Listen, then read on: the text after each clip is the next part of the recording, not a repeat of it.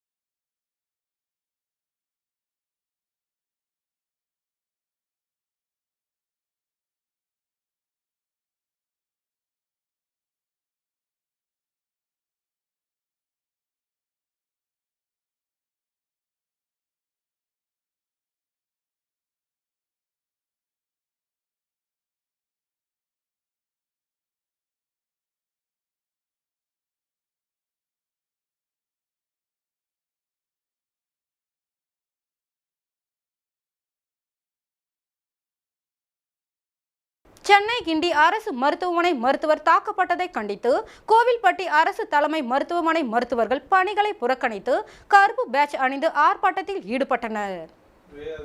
சென்னை கிண்டி கலைஞர் நூற்றாண்டு அரசு மருத்துவமனையில் நேற்று விக்னேஷ் என்கிற இளைஞன் புற்றுநோய் சிகிச்சை பிரிவு மருத்துவர் பாலாஜியை கத்தியால் சரமாரியாக குத்தியதில் படுகாயமடைந்து சிகிச்சை பெற்று வருகிறார்.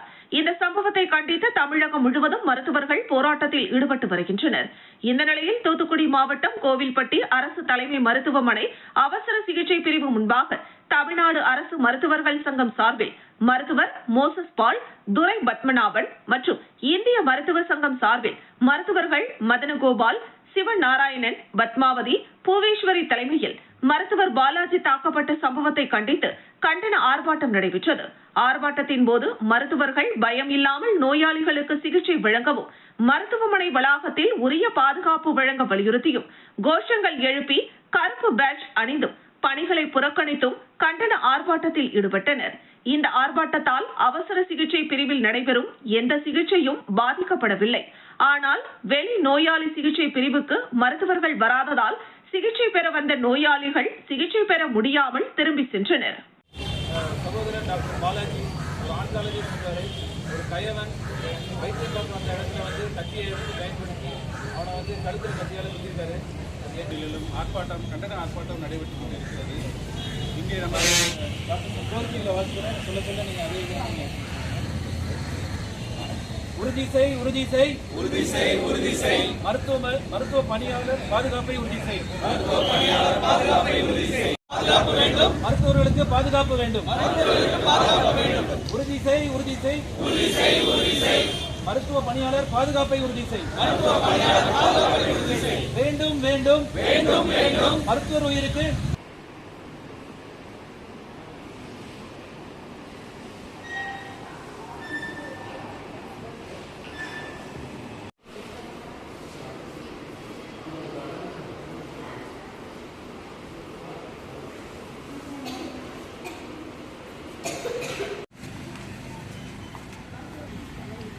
இப்போ எதுக்காக நீங்கள் என்ன சொன்னாங்க? இல்லைன்னாங்களா? இப்போ எங்கே கூட்டு போகிறீங்க பாப்பா? யாருக்கு, உங்களுக்கு அவங்க பாப்பாவுக்கா? உங்களுக்குமா?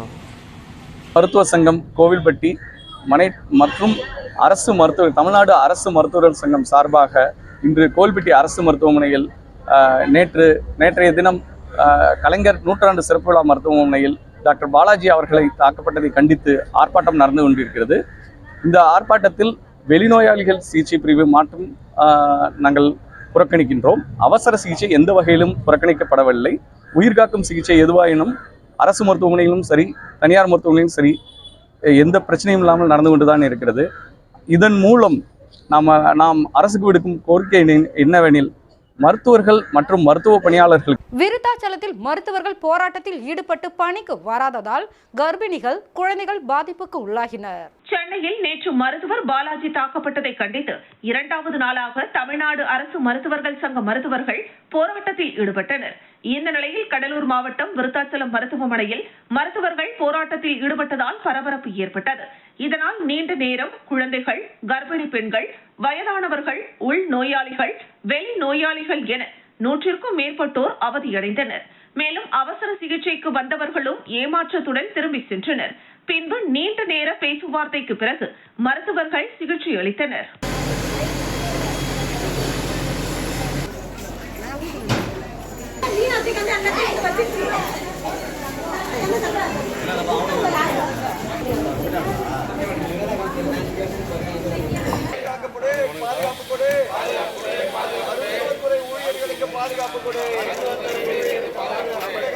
தமிழக அரசு மருத்துவமனைகளை பாதுகாக்கப்பட்ட மண்டலங்களாக அறிவித்தது.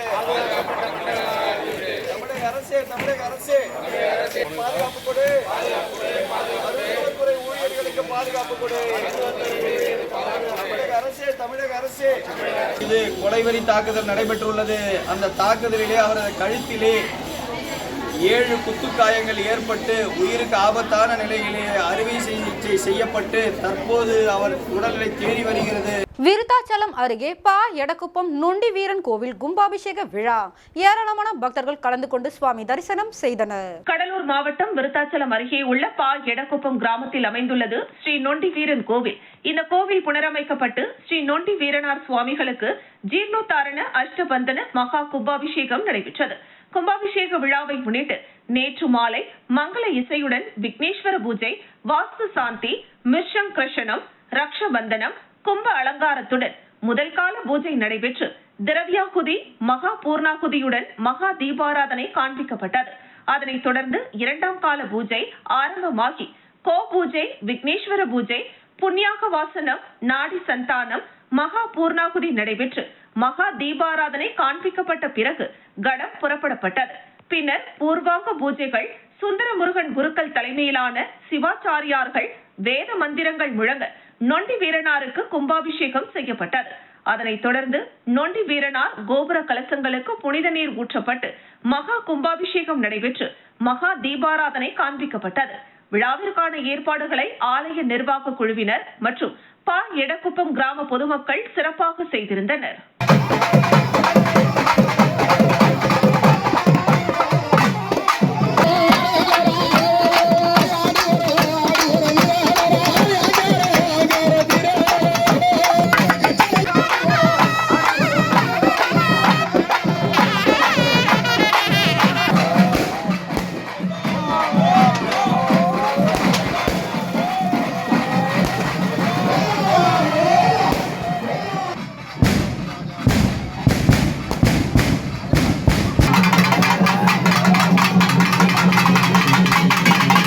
ஸ்ரீகாந்த், சரவணன்,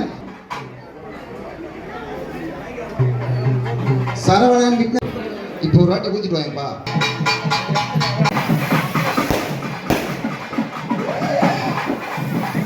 விழுப்புரம் மாவட்டம் திண்டிவனம் முருங்கப்பாக்கத்தில் உள்ள ஸ்ரீ ராமகிருஷ்ணா வித்யாலயா பள்ளியில் குழந்தைகள் தின விழா கொண்டாடப்பட்டது. விழுப்புரம் மாவட்டம் திண்டிவனம் முருங்கப்பாக்கத்தில் உள்ள ஸ்ரீ ராமகிருஷ்ணா வித்யாலயா பள்ளியில் குழந்தைகள் தின விழா பள்ளியின் தாளாளர் ராஜசேகர் தலைமையில் வெகு சிறப்பாக கொண்டாடப்பட்டது. இந்த நிகழ்ச்சிக்கு சிறப்பு அழைப்பாளராக Tindivanam hotel Sangamitra group chairman Thangapallam கலந்து கொண்டு மாணவர்கள் மற்றும் பெற்றோர்கள் செய்த கைவினை பொருட்கள் கண்காட்சியை பார்வையிட்டு சிறப்புரை ஆற்றினார். இதில் பள்ளியின் ஆசிரியர்கள், மாணவ மாணவிகள், பெற்றோர்கள் உள்ளிட்ட பலர் கலந்து கொண்டனர்.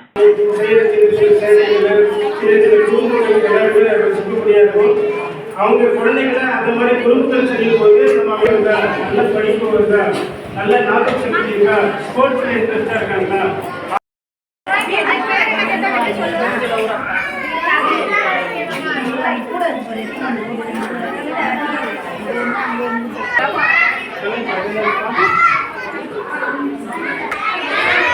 பழனியில் இந்து முன்னணி சார்பில் கொண்டுவரப்பட்ட வேல் பழனி கோவில் போகர் சன்னதியில் வைத்து வழிபாடு நடத்தப்பட்டது. இந்து முன்னணியின் மகளிர் பிரிவான இந்து அன்னையர் முன்னணி சார்பில் கடந்த ஆண்டு வேல் வழிபாடு நிகழ்ச்சி முதலாக நடத்தப்பட்டது. இதனையடுத்து 2ஆம் ஆண்டு வேல் வழிபாடு சென்னிமலை முருகன் கோவிலில் துவங்கியது. தொடர்ந்து சிவன்மலை, கைந்தமலை முருகன் கோவில், ஊதியோர் கொங்கணர் சித்தர் கோவிலுக்கு சென்றுவிட்டு இன்று பழனி மலைக்கோவில் போகர் ஜீவ சமாதியில் வைத்து வழிபாடு நடைபெற்றது. அப்போது இந்து முன்னணி மாநில தலைவர் காடேஸ்வரா சுப்பிரமணி செய்தியாளர்களை சந்தித்தார். அப்போது அவர் கூறுகையில், இந்த வேல் வழிபாடு மூலமாக பொதுமக்களுக்கு ஏற்படும் குறைகள், வாழ்வில் ஏற்படும் இன்னல்கள் அனைத்தும் நிவர்த்தி அடையும் என்றும், இந்த வேல் வழிபாடு வருகிற 25ஆம் தேதி திருப்பூர் கொங்கணகிரி கோவிலில் நிறைவு பெறும் எனவும் இந்து முன்னணி மாநில தலைவர் காடேஸ்வரா சுப்பிரமணி தெரிவித்தார். தொடர்ந்து பழனி அடிவாரம் பகுதியில் ஆக்கிரமிப்புகள் அகற்றப்பட்டு வாழ்வாதாரம் பாதிக்கப்பட்டுள்ள சாலையோர வியாபாரிகள் மற்றும் சிறு குறு வியாபாரிகளுக்கு மக்கள் சந்தை என்ற ஒன்றை ஏற்படுத்தி தனி இடம் ஒதுக்கி கொடுக்க வேண்டும் என்றும், அது தமிழக அரசோ அல்லது இந்து சமய அறநிலையத்துறை இதற்கான நடவடிக்கைகளை எடுத்து ஏழை வியாபாரிகளின் வாழ்வாதாரத்தை பாதுகாக்க வேண்டும் என்றும், விரைவில் இதற்கு நடவடிக்கை எடுக்காவிட்டால் இந்து முன்னணி சார்பில் போராட்டம் நடத்தப்படும் என்றும் தெரிவித்தார். மேலும் ஆளுநர் தெரிவித்தது போல தமிழக பாடங்களில் போராட்டம் குறித்த வரலாறுகள் மறைக்கப்பட்டுள்ளது என்றும் இதை வெளிக்கொண்டு வர வேண்டும் என்பதில் இந்து முன்னணிக்கு மாற்று கருத்து இல்லை எனவும் தெரிவித்தார். தொடர்ந்து பழனி அருகே உள்ள பாலசமுத்திரம் கிராமத்தின் பெரும் பகுதி வக்ஃபு வாரியத்திற்கு சொந்தமானது என்று அறிவிக்கப்பட்டு பொதுமக்கள் தங்களது நிலங்களை விற்கவும் முடியாமல் வாங்கவும் முடியாமல் இன்னலுக்கு உள்ளாகி இருப்பதாகவும் இதுபோன்ற பிரச்சனைகளை தீர்ப்பதற்காகவே மத்திய அரசு வக்ஃபு வாரிய திருத்த சட்டம் கொண்டு வந்துள்ளது என்றும் ஆனால் தமிழகத்தில் உள்ள எதிர்க்கட்சிகள் எதிர்ப்பு தெரிவிப்பது வேதனைக்குரியது என்றும் எனவே அரசு உடனடியாக இதற்கு தீர்வு ஏற்படுத்த நடவடிக்கை எடுக்க வேண்டும் எனவும் தமிழகத்தின் முதலமைச்சரும் இதற்கு குரல் கொடுக்க வேண்டும் என்றும் காடேஸ்வரா சுப்பிரமணி தெரிவித்தார். இந்து வியாபாரிகள் சங்க மாநில செயலாளர் ஜெகன் உள்ளிட்ட பலர் பங்கேற்றனர்.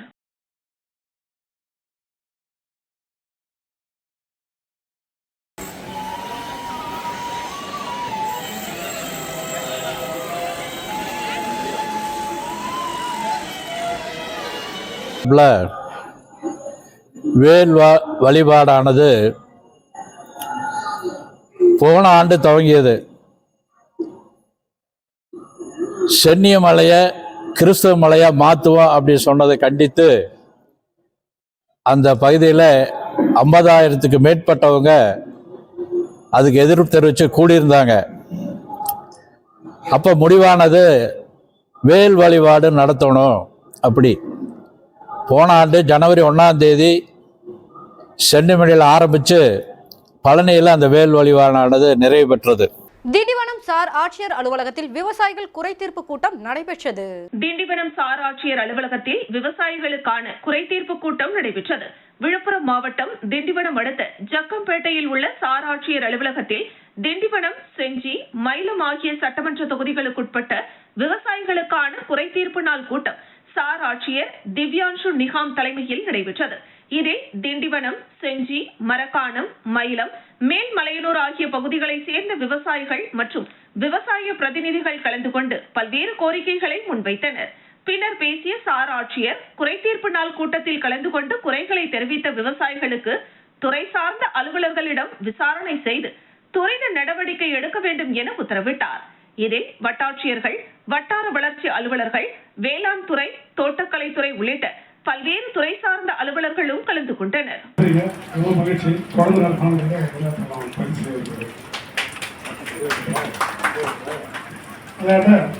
விழுப்புரம் மாவட்டத்தில் 2 வருவாய் 2 டிவிஷன் உள்ளது.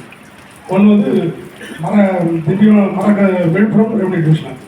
அது வந்து இருவேல்பட்டு, கால்குப்பம், மரக்காணம், இந்த வானூர் ஆகிய 3 இடங்களில் வந்து அரசு நெல் சுத்திகரிப்பு நிலையம் உள்ளது.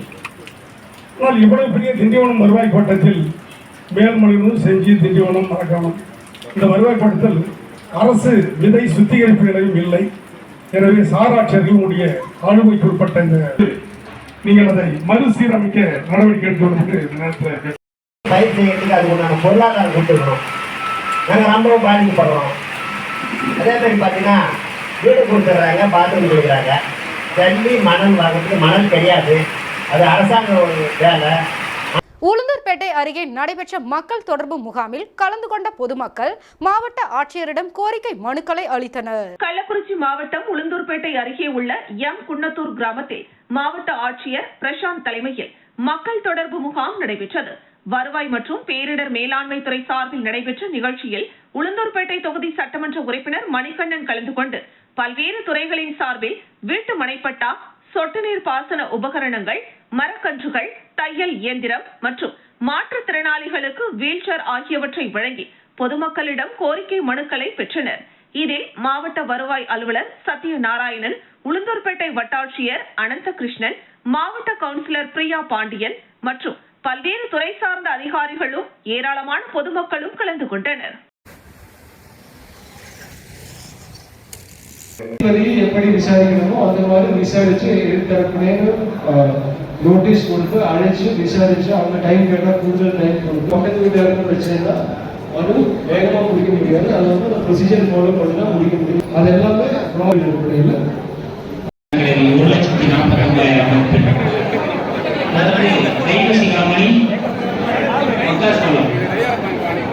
அண்ணன் தெய்வசிகாமணி, அதனை தொடர்ந்து திரு வையாபுரி இசைத்தறிப்பான் வழங்கப்படுகிறது. வேளாண்மை துறை சார்பில் மரியாதைக்குரிய மாவட்ட ஆட்சியர்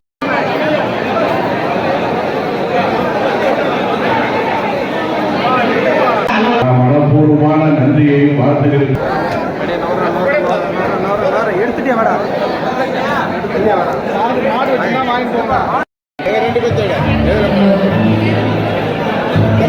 உளுந்தூர்பேட்டை அருகே மூலசமுத்திரம் கிராமத்தில் சென்னை உயர்நீதிமன்ற உத்தரவின்படி காவல்துறை பாதுகாப்புடன் ஆக்கிரமிப்புகளை அதிகாரிகள் அகற்றினர்.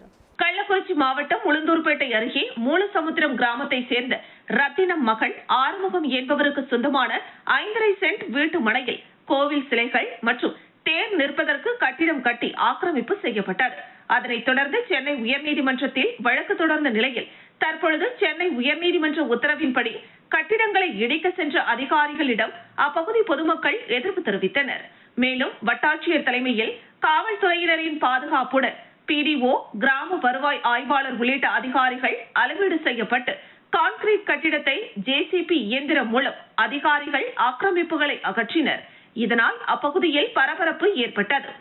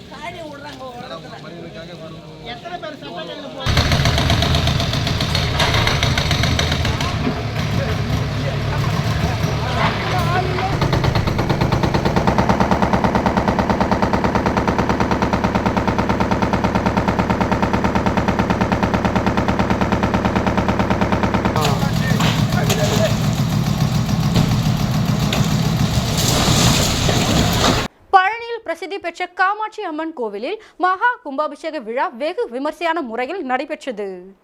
பழனி கவுண்டர் இட்டேரி ரோடு பகுதியில் உள்ள பிரசித்தி பெற்ற அருள்மிகு ஸ்ரீ காமாட்சி அம்மன் மற்றும் அருள்மிகு ஸ்ரீ விநாயகர், அருள்மிகு ஸ்ரீ கன்னிமார், அருள்மிகு ஸ்ரீ கருப்பண்ணசாமி கோவிலில் கும்பாபிஷேகம் வெகு சிறப்பான முறையில் நடைபெற்றது. மங்கள இசையுடன் கூடிய வான வேடிக்கைகளுடன் கணபதி ஹோமம், கோ பூஜை, நவக்கிரக ஹோமம், வாஸ்துபலி பூஜை உள்ளிட்டவைகள் தொடங்கி 3 யாகசாலைகளும் நடத்தப்பட்டு சண்முக நதியில் இருந்து கொண்டு வரப்பட்ட புனித தீர்த்தத்தால் மேல தாளங்கள் முழங்க வான வேடிக்கையுடன் யாகசாலையில் இருந்து கலச புறப்பாட்டுடன் கலசங்கள் சன்னதி புறப்பாடாக ஞான உலா நடைபெற்று விமான கோபுரம் விமானத்திற்கு கும்பாபிஷேகம் நடைபெற்றது. அதனைத் தொடர்ந்து சன்னதியில் உள்ள மூலவர் மற்றும் உற்சவ மூர்த்திகளுக்கு புனித நீர் ஊற்றப்பட்டது. அப்பகுதி மக்கள் மேலும் அதனை சுற்றியுள்ள மக்கள் 1000த்திற்கும் மேற்பட்ட பக்த கோடிகள் கலந்து கொண்டு சுவாமி தரிசனம் செய்தனர். கும்பாபிஷேக விழாவில் கலந்து கொண்டு சுவாமி தரிசனம் செய்த அனைவருக்கும் சிறப்பு அன்னதானம் வழங்கப்பட்டது. பின்னர் நாதஸ்வரம், தவில் கச்சேரிகள் நடைபெற்றது. பழனி மற்றும் சுற்றுப்புற கிராமங்களில் இருந்து ஏராளமான பொதுமக்கள் கலந்து கொண்டனர். நிகழ்ச்சியில் பழனி சட்டமன்ற உறுப்பினர் செந்தில்குமார் கலந்து கொண்டு சிறப்பித்தார். இந்த நிகழ்ச்சிக்கான ஏற்பாட்டினை கோவில் அறங்காவலர் குழு மற்றும் ஊர் பொதுமக்கள், இளைஞர்கள் செய்திருந்தனர்.